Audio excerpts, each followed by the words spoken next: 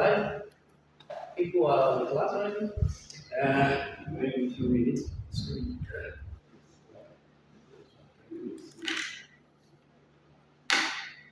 What do you call this? The ideas, right? Yeah, it's idea program. Yeah, welcome to the idea program. And you want to give us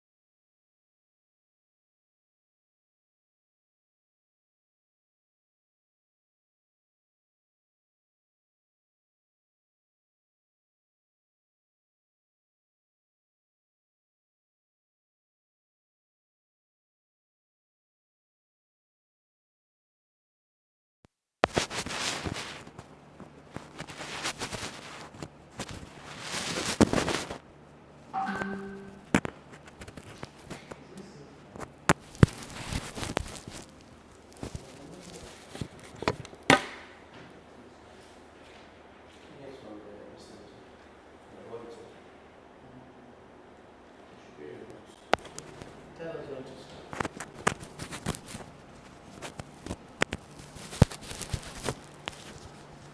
So you can just use it like this. You don't have to put it as long as you're passing this. Okay.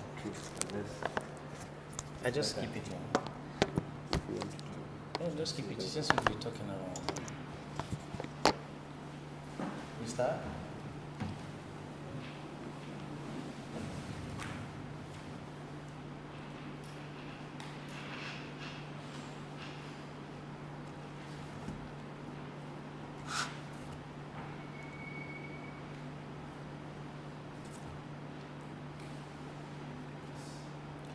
All right, good morning and welcome to the idea session of today. Today we'll be talking about emerging technology. But before I do that, a quick introduction.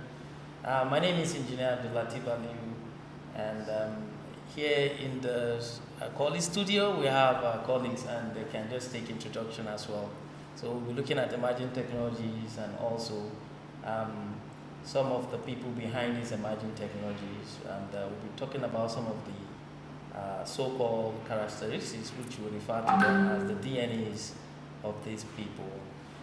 So quickly, I'll start from my left, Ibrahim. Yeah, my name is Ibrahim Ibrahim. Nice to have you here. All right. This activity will be a fun and very acceptable, and to impact your knowledge and understanding more. All right. Thank you very much, Ibrahim, and also Emmanuel. My name is Emmanuel Ebro. I'm a PhD student in base. We're looking forward to having an exciting moment to do this. Excellent. Thank you very much. And also we have Ibrahim. My name is Ibrahim Adam Mutinari. Doing my PhD in biology. I would like to talk with the emerging technology in biology as a player in cultural role. Excellent. So we have also Abdul. My name is Abdul Malik Piari. We are going to discuss about emerging technologies and how they have impacted our world. Excellent. So please, if you have questions, just drop it in the comments and we're able to take them as we discuss. It's going to be a very interactive session and I hope you like it. At the end of this discussion, I think the takeaway is for you to know what emerging technologies are. We're going to discuss that. Also, I don't know if there's a way you people can also talk to us, we'll hear you. But if not, we'll still continue like that. And also, we give you some of the examples of what emerging technologies are. And also, we'll be looking at a chart called the Gartner chart. And the most recent is that of the 2023. We'll look into that and try to show you the stages that these emerging technologies go through before they become, extinct or also survive, the reality of time. And finally, we'll be talking about some of these innovators behind these emerging technologies, and I hope you enjoy it. For now, I don't think we'll have any questions that come up, so we'll just go straight into it. So let's hear from the participants. Just drop the comment on the chat. What do you understand about emerging technologies? Anyone from the chat, please feel free to drop your understanding of emerging technology. But before we read some of your responses, colleagues, what do you understand about emerging tech? So, emerging technologies are mostly technologies that are already coming up or are already in existence, but have not been pushed into reality, or have not been successful on its own in the industry at all. You could have some few years back, we had the issue of AI. AI was an emerging technology, but now AI is here to stay. Oh, I see. AI is here to stay. It's here to stay. It Yes, has to become. It has emerged already. It's no longer emerging. It's So, no longer emerging. okay. Once there are various stages which we will later go through, the emerging technologies have to go through. But with the emergence of AI and everything, it has passed through those stages and it's just to stay. Yeah. I don't think everyone, there's no one that will say he's not using AI. Oh, I see. Yes. Excellent.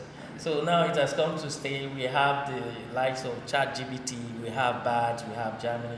So many tools you can use these days that are also top notch. And also, if you look around us, you see the time when there's a hype for EVs, electric vehicles, sophisticated energy storage, and now it has come to stay, and they are going through their life cycle that we'll be discussing about. So I don't know if there are responses from the group, but we hope that you understand what emerging technologies is. And also, we still have emerging technologies in different fields. Ibrahim, from biology, can you give us some of the emerging technologies that you understand? So, yeah, the emerging technology in biology, many technologies have a potential to have a significant and also play an important role, the effect on biodiversity and how to sustain it. And also the biodiversity is also used more and more as an input of cutting edge of technical application, which include like CRISPR-Cas9, synthetic of DNA, evolution under direction and artificial cells, and also the engineering metabolism also play an important role in the emerging technology. oh, excellent. So when you talk about technology, it doesn't boil to just tech alone. You look into all space of realities. You have places into the software engineering. You look into the hardware. You look into biotech. You look into nanotech. There are so many of them out there, and I think Abdul, you should be able to add some few ones, to the discussion. Yeah. There are multiple examples. There are multitudes of emerging technologies in the market now. We have augmented reality, virtual reality, the blockchain, the cryptocurrency, which we are all adopting. I'm sure most of you guys have Binance on your phone, and you're doing one or two competitions with it. There's IoT as well. There's blockchain and all that. So I will just briefly jump into the Gartner's hype cycle. We have there are 4 stages in this cycle. We have the peak of inflated expectation and the throw of plateau of productivity. We have the throw of disillusionment, and we have one other one. So just before you go into the Gartner chart, which I will show later, I think we're just trying to make sure our participants understand the concept of emerging technologies. I don't know how many people on the call have used ChatGPT. I think before now, a lot of people are even skeptical. They don't even know that something like that exists, and it has emerged, and this has begun to evolve. Microsoft have come up with their Copilot, and it's doing a lot, and they are still modifying it from Copilot to Copilot Pro that can actually do tasks for you. Just looking at the way you do work is going to simulate how you perform your tasks and able to even carry out those tasks for you and reply emails, even executive emails. Your style of writing the emails is already taken in as a data, input data, and they're able to do all these things for you without human intervention. So I don't know, did you get any definition from the audience about emerging technologies? Any examples? Yeah, can you please read them out? So let's see that we're together and we have people interacting with us. So if you can read that out, so what do we have? What would happen if I can have a mobile device? I can put you to the channel so that you can see the live feeds. Okay, yeah. So just hold on, it's going to put me on the live feed. I see the interaction as we go. So I'm impressed that we're able to get some of these emerging technology examples from you, but we'll be going into detail about the Gartner chart to tell you these phases that this emerging technology go through, from the point of innovation trigger to the peak of inflected expectation, to drought of resolution, and to the plateau of productivity. So we'll be looking at this in details, and my colleagues are here to actually share ideas about those things you see at that stage. Some of you might have noticed these things, but you maybe passively you don't actually see that, okay, this is what is happening.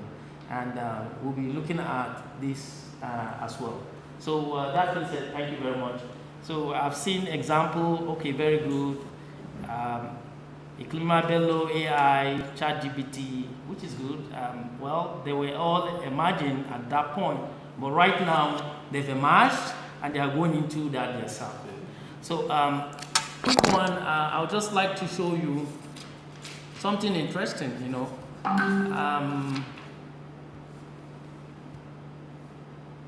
We had a chart open up, so I'll just try to bring that up. I don't know if you can all see my screen, and I'm trying to show you what they call the hype circle. For every emerging technology, it goes through this circle really. From the innovation trigger, which is the first part of it, that's when people start to, you know, talk about it. Media begin to do the propagandas, and you know, venture capitalists, which they're everywhere, they start to bring in investments to put on things. Public demonstration. You know, public demonstration. So I would like to take the credit of doing the talking, but I would like to pass it to my colleagues. So just expatiate about what you think these stages represent, you know.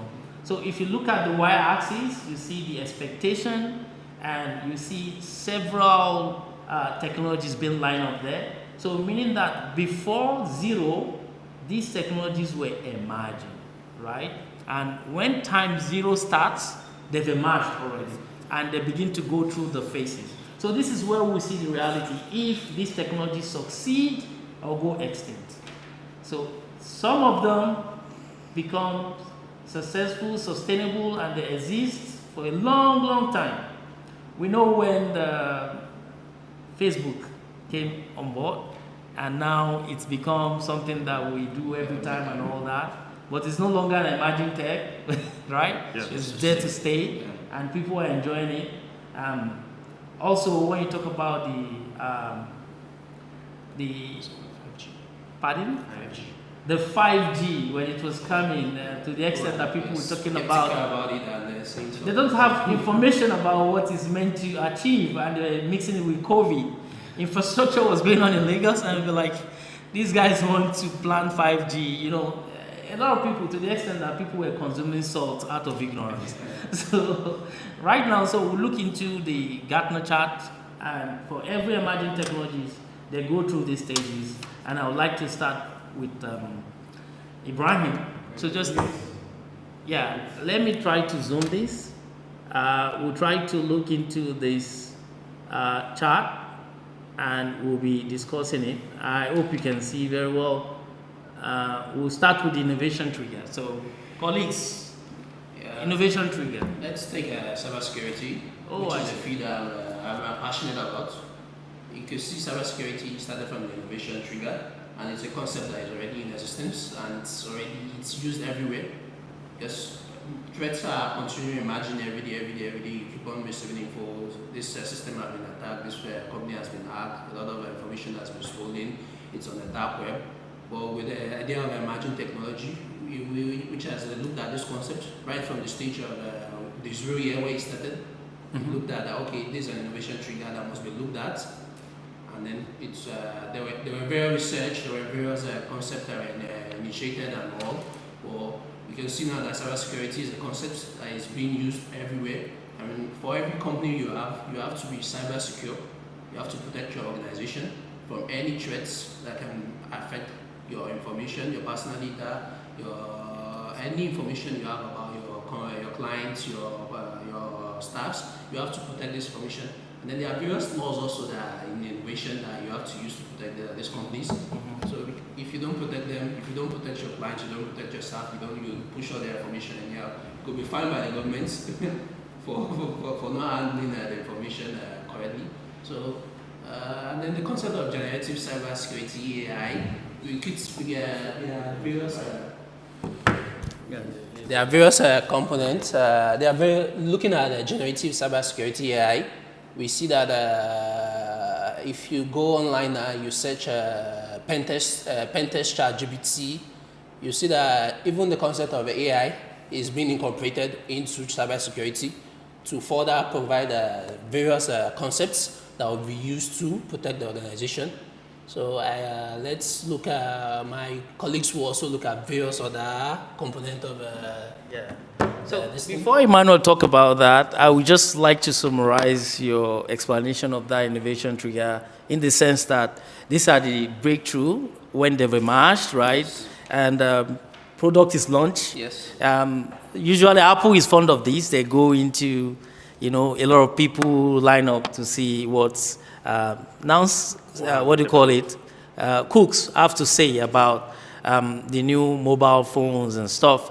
And usually before it used to be Steve Jobs. And see a lot of people queue up just to understand what this new technology is there to do. So you have a lot of startups that come on board and a lot of things start to happen. And also you have venture capitalists who skyrocket. And you see people who will be showing interest on these things and they want to, be part of it.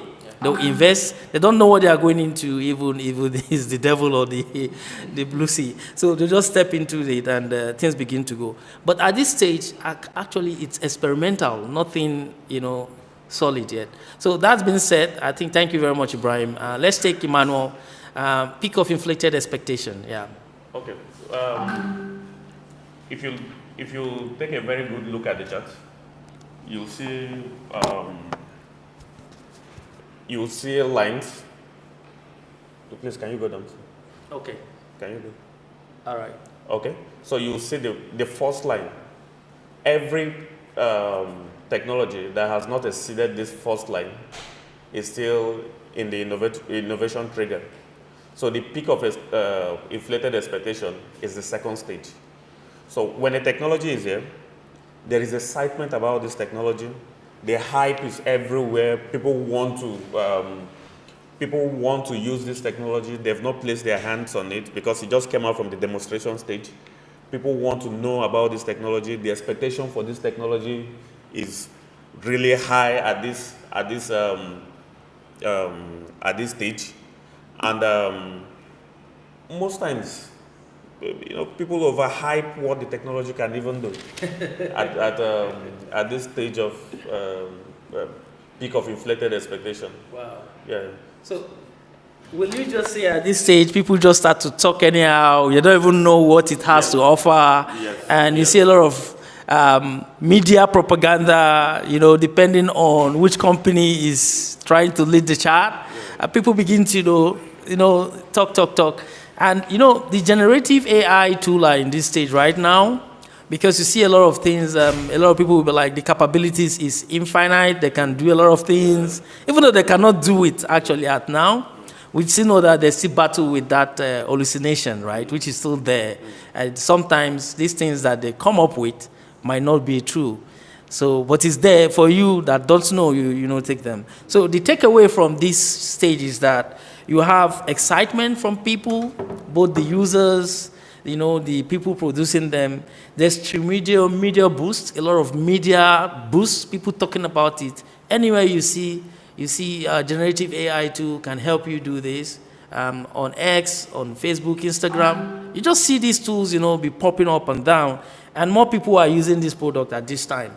That, okay, I can't be the person left behind. Something I forgot. For stages of any technology, there are early adopters, and also there are people that come very, very late. I don't know which stage of of those people are you guys on the call, but you can just say that, okay, if you are the first people that have used Gen AI as far as 2023, right? You can post it there. If you just adopt it this year, you can as well post it there. Let's know. But these are things that have emerged, and people are still using, and you see more people using this product. But the thing is, the products have limitations in terms of the requirement and what it has to offer. So thank you very much, Emmanuel, for detailing this out. And let's go through the chart again. This is a deep. I think you call it the trout of the solution. So you want to talk about it, Abdul? Yep. The trial of disillusionment is an initial excitement stage of technology where the hype starts fading away. So this is a stage in which people have already amplified the whole concept of the products and the services, and then at the end of the day, it starts to go down because of one or two reasons. People are realizing the limitations and the constraints behind the services and all that. It is a natural part of the technological cycle, Gartner's hype cycle. It allows further refinement, learning, and eventual progress with time. So I would like to give it. All right, so thank you very much for saying that. At this stage is that excitement that started at the beginning start to wear off. Like, okay, it cannot actually do this, and we thought it could do this. And people begin to, lose interest. Interest begin to drop. And you see early adopters provide the real report. I've used this thing, it's not working. Especially, when it comes to our context here, that it's not what it's meant to. It's not doing what it's meant to do, really. Yeah. And people begin to lose hope. There'll be a real report. At this time, the investment or the investors are keen about seeing what happened to their money. People already put in money, and they want to see what is actually going on. And we are not getting the return that we expect. So what can we do differently? So at this stage, a lot of them go extinct. That people begin to go. But the ones that are really, really rugged will go through, and that's when we'll go into the slope of enlightenment. So I don't know, colleagues, you want to talk about that? Yeah, the beauty of it is it's a temporary cycle. It's not permanent. You can either go extinct or find a breakthrough from there. Examples of these technologies are, let's say, when cryptocurrency started at first, people thought, why should I put my money in a decentralized environment where there's no physical hub where I can question or maybe I can engage when there is a need for it. And next we'll go to the slope of enlightenment, maybe. Okay, yeah. So contribute.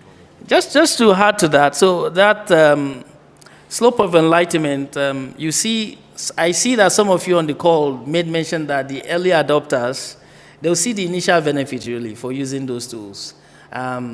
People that are used to writing very long letters can get it done with the generative AI tool, right? So they don't have to worry about drafting letter or spend hours and hours trying to see how to write a very clean, error-free letter. The tools can do it for them. So benefit begins to emerge. And also, people now start to understand what the innovation is really. So what these people have done, people now begin to, dissect them and demystify them for people to understand really what these tools are all about. So at this stage, they explore the benefit, and people begin enlightened. So in total, slope of enlightenment is just awareness. People begin to see benefits and all that. But there's a final stage, and who will take this one, which is the plateau of productivity. Okay. At plateau of productivity, people tend to see how productive the technology is, the benefit of the technology, and at this stage, this is where people start adopting the technology, and the technology has come to stay at this stage. That's very good. Example of that is the use of laptops. Yeah. Example of that is the use of mobile phones or laptops now. Some people are cynical about laptops before, but now it's widespread. Now it's widespread, and everyone is into it. It has come to stay. We have accepted it as part of our life. So at this stage, the technology can also disappear. One common example is 5-10 years ago, everybody was using iPad. Yeah. There was a hype for iPad. Yeah. Or iPod. iPad. Yeah. But now you barely see anybody having iPad because mobile phones have replaced the iPad technology. Yeah. Oh, I see. Yeah. So, Adding to that idea of it disappears. We could see technology going through various stages. Yeah. There was a time we were using 1G, 2G, 3G, and fortunately now we are in the area of 5G, whereby things can be done more effectively. You browsing, you accessing information can be at the speed of light, can be at this thing. And we know technologies are still at a certain stage. Maybe even me and myself, I can say I'm using a 5G, apart from my laptop that is a 5G device. I still have some other 4G devices, but we see that technologies keep on emerging, we keep on adopting, we keep on going through various stages, and then finally we have a plateau of productivity whereby this technology have come to stay, and then they are very effective for everyone in the world to use for any task they want to carry out. yeah, so just to recap this whole chart that we discussed with you is that depending on the type of technology, it could move like speed of light through the circle, and some of them can move very slowly like a dinosaur, try to crawl till the end, right? But they do pass through these stages. And the truth is, there is a social media page before, back in the days. It's called MySpace. Is it still existing? No. What happened to it? So did anybody on the call understand MySpace? Have you ever thought about it? What happened to it? And people will be like, okay, now you see that you have places like X, and every day you see it evolves and you add things to it. They had the But- BBM messenger. Yes, so now we've talked about all these things.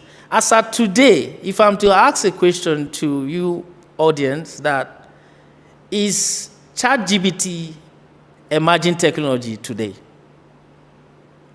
So let me see your response. Is either it's yes or no, no, yes. I'm happy to read that. So that's the first question. And the second one is the model, that's the algorithm that is running inside this artificial intelligence, like the natural language processing algorithm that's running, is it emerging technology? So what I would expect to see is just put ChatGPT yes or no, then you put your NLP yes or no. So we'll be able to see that. So just don't put yes or no, just say ChatGPT, yes, emerging technology, and also you have the natural process, language processing is either emerging technology, yes or no. So we would like to see that. People say yes, but I will tell you if it is correct or not at the end. But talking about that, let's go to what we want you to grab or understand.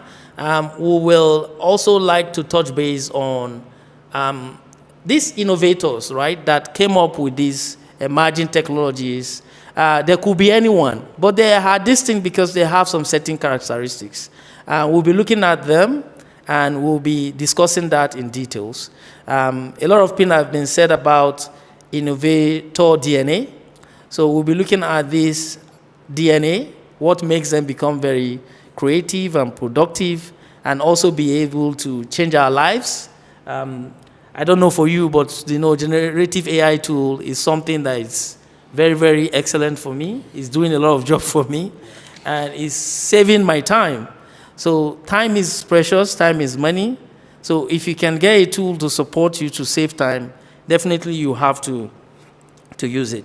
So I'm seeing a lot of responses. I'm so excited because I see that you people are following and you are also paying attention. So innovators and their DNAs. Who want to start? Right? Yeah. So just to just give you an example is that there was a research that was done by some interesting folks that carry out excellent work and research across a lot of innovators, life of Steve Jobs, lives of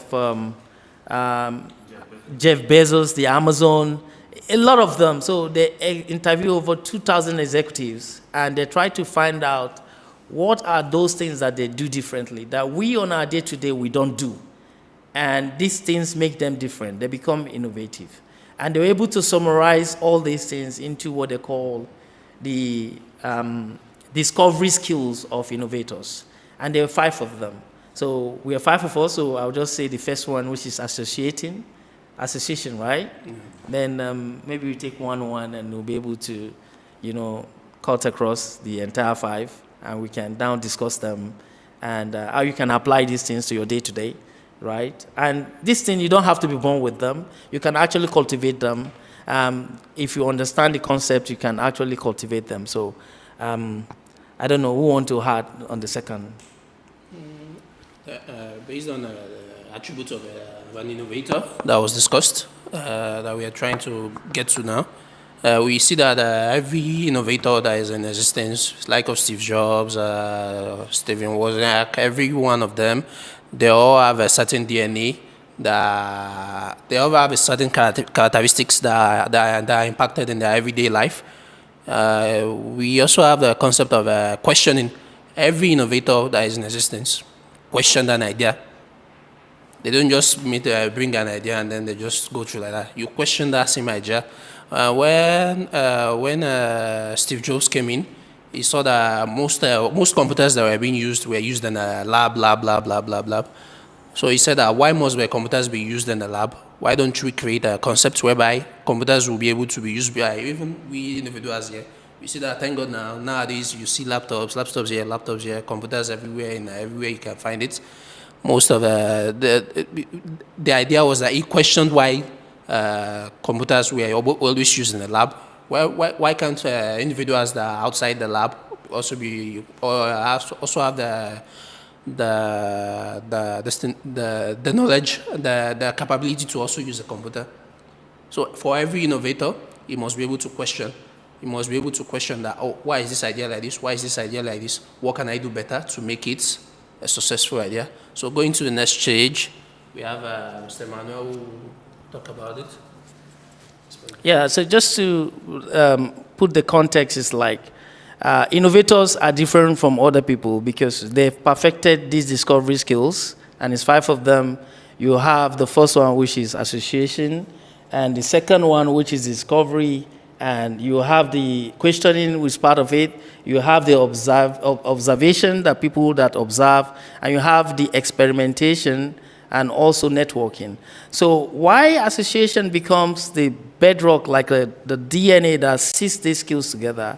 People that are very, very innovative are able to creatively, interact with people from different background, bring ideas from different fields. Like Steve Jobs, his idea of calligraphy, likes for meditation, and also Mercedes-Benz, in terms of how it was neatly built, came up with the idea of the iPhone, right? You see a phone that is looking very silky in terms of, the graphics are very, very rich, and also, so that's what they used to think about. And they ask questions, critical questions, like, what if you do it this way? What if this does not exist? You understand? What will happen? So they have inquisitive mindset, this mindset that makes them to ask questions, to change the status quo. So questioning will definitely lead you to something new. Thank you for sharing the association and also talking about questioning. So observation. Okay. At this observation stage, innovators are very observant. They observe human behavior. They observe their environment. They observe what people say. Most times, as a result of people's frustration, they innovate something to improve how the current um, um, how the current technology is how the current technology is working and how to improve it. This will come based on observation. You know, when we had the smartphone with about 8 gigabytes memory space. And that was like Very, very, yeah, that was very, very big. So, but they tend to observe people's behavior. Oh, we needed more space to save more. So they came up with the system. I'm not taking away the business part. side of the box to go out there to go look for, something very good. So experimentation, yeah. I would like to talk on experimenting. It also encourages a risk tolerance, whereby the atmosphere where experimenting with novel ideas is welcome. Also, entrepreneur put experimenting at the center of all where they do. And also the unconventional response in which the network may professionally want to meet, and also someone who can provide them with resources they need, such as a connection to a high profit, also play an important role. And also to obtain insight in their goals, experimentation make an ideas where to view or working a hypothesis rather than the absolute truth. And also, I would like to promote an environmental where students are free of experiment and also they can be able to exploit. So thank you for talking about experimenting. I think they said Thomas Edison did 10,001 experiment. And out of the 10,000 experiment, what was the result? People on the chat, tell me what was the result of 10,000 experiments carried out by Thomas Edison, and what was the outcome of the 10,001 experiment carried out by Thomas Edison, right? He did 10,000 experiments, and there was something that happened. So I would like the people over there to tell us what actually happened to those 10,000 experiments. Was it a successful one? Was it a failure? And did he himself see himself as a failure as individual? Because he carried out 10,000 experiments and he discovered that he can actually not be able to achieve his result if he do it this way, right? And he see the positivity like harnessing, the lesson along the way, not seeing himself like I failed. So that was another thing that people begin to do. When you do experiment and you set up an atmosphere where people be able to challenge the status quo, they might not get it right the first time, and they might do it the second time, not get it right, third, not get it right. But one day, they are going to see the light at the end of the tunnel. So experimentation is actually something that innovators keep at front of coming up with this breakthrough. And so that being said, I think we'll have one more. We've talked about associating, we've talked about observing, we've talked about questioning, we've talked about experimenting, and now the final one is networking. So, Abdul.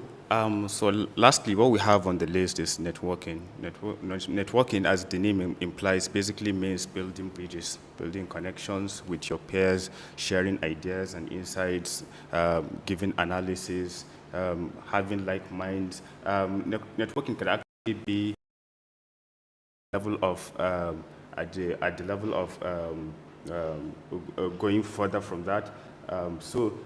It's very important, it's imperative to note that when you combine all these elements, you tend to go forward from what you're after. Yeah, thank you. So just to add more light, when you network with people, especially when are able to ask about what they are doing and to see how that can improve your own ideas. And if you nurture it very well, you only see diverse people when you attend big conferences that brings people together from different parts of the world, or attend maybe courses in offshore, in big locations where we meet people from all aspects, from biology, from, technical science, medical, military, and ideas begin to emerge. You begin to see things differently, and you will now be able to shape your ideas. That being said, I'm happy to see that a lot of people actually got what happened to the 10,000 experiment and also got what happened at the 10,001. But I promised I'm going to tell you the answer about ChatGPT being an emerging technology at today. The answer is no, it's not. It has emerged and is going through the circle to go either stay with us or go extinct. So ChatGPT, it's already emerged technology, so it's no longer emerging, but the natural language processing is still emerging because it evolves every day. It's been refined. Before now, they don't collect audio, right, as input, as a prompt, and now they can collect audio, they can collect image, they can collect anything as something that will trigger their output. So most of you have said yes, yes, yes, but our answer is no, and also the opposite. A lot of people said no for the natural language processing, and now I'll say yes because it's going through evolution. I don't know, have you heard about 1G before? There was 1G actually. There's 1G, there's 2G, and we had 3G. We have 4G, we talk about 5G now, and the 6G is an emerging technology. It's still coming, and people are already doing experimentation on it, how it's going to solve some of the problems that 5G comes with. And I think there's a working group under IEEE that's considering this, looking at 6G, what are the things that they are going to bring on board. And battery evolution is still emerging tech because battery is being optimized, holding this battery, and you see a very small battery, lithium-ion battery, that is going to life, stay very, very long in terms of durability because the electric vehicle needs to improve, needs to travel far and stuff like that. So that being said, one thing I would like to mention is the 1G actually comes with ordinary just voice. The 2G comes with text. That's when the SMS become anything. And people will be like, okay, I can send such message and people will see it. 3G comes with, the video. And videos are there. Streaming, you'll be able to watch live event. You're streaming them. 5G comes, 5G is possible. And you come with virtual reality. It comes with augmentation reality. So many things comes with the 5G. In fact, we've not tapped 2% of the use cases of 5G in Nigeria. I don't know, have we tapped it yet? We are still, I think the 5G that we still have is still, it's still 4.5G in the sense that we're looking to tap into, what we're actually looking to do. So I hope you will leave feedback on what you've learned today. So let's say we're looking for the wow effect from you. What is that one thing that you've taken away from today's class? So you can post it and let's know that thing that you don't know or you think you know, but today's lecture changed your perspective. So that one thing. So we're looking for that wow effect from you. So keep posting them and tell us that one thing that you've taken away from today's class. So innovators or innovation can be cultivated, right? So how do you think as an individual you can, looking at this 5 DNA that we've talked about, how do you as an individual cultivate that to become part of you? They say practice make perfect. So how do you begin to, cultivate this to become an innovator yourself? So colleagues, the floor is all yours. What do you have to say? Okay, there's a book called Innovator's DNA. I read one interesting line in that book. And it says, innovation is not all about cognitives. That when you change your behavior, you can become an innovator. So that line kept me thinking. Self-imposed behaviors that we don't question things. Okay, when things have been done this way for the past 400 years, and you think this is wrong, why are we not questioning? Mr. Abdulatif stated that it took Steve Jobs to question why computers must be in the lab. Today, we have computers everywhere in our presence as a result of his question. So, I think one of the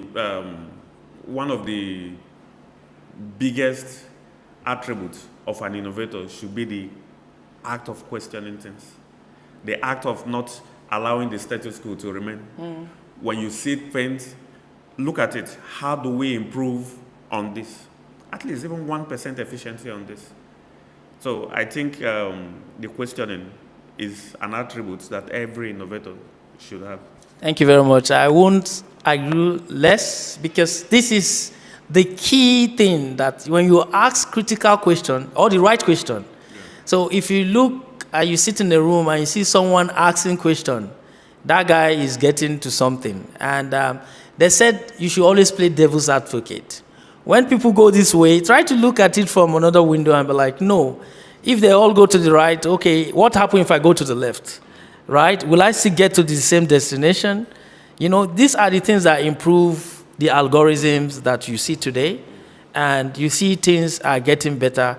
The mayors once said that he's wowed by the fact that one single computer is sold very, very expensive.